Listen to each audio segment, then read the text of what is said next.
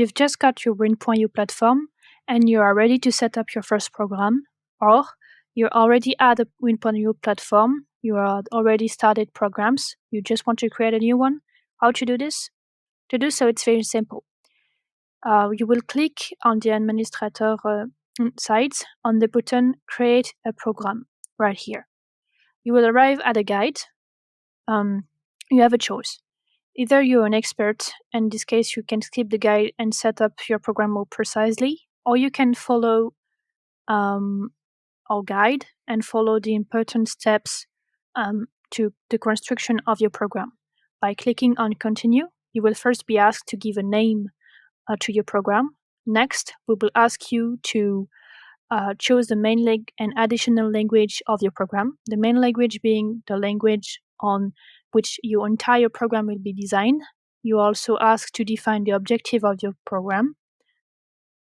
Then click on the Continue button. We have generated a random image for your program, but you can change it by clicking on the button here. You have two options. Either you choose among the images that are proposed on or free images, an image that fits your program. You can choose to select a keyword to refine your search, or you already have an image that matches your program. In this case, you can drop it right here. You will then just have to click on Continue. In our case, we would choose a free picture.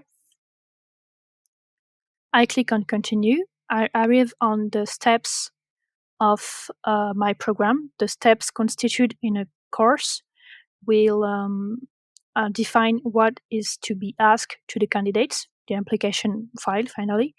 You will so give your course a title.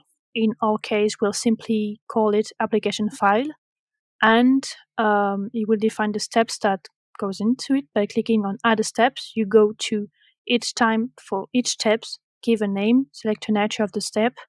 It is a formula step or text and media step. The color code will be used on the admin side for statistics and define the status of responses. And each step to form linked to it. To create this, click on the Create button and you arrive on the form builder. You will be able to configure your questions and add your questions and separators, etc. We have an article dedicated to this subject. You can save, leave the form and come back to it later. A form has been associated with your step, and you can repeat the operation as many times as you have steps. The final sending step is a rather special step on which you can also configure the message before and after the submission of your file. We click on Finish and the configuration is complete. So we click on this button, we arrive within our program, and you can make the changes if you wish within your course or on the presentation of your program. We have articles that are reserved for this subject, so I recommend you that you consult them.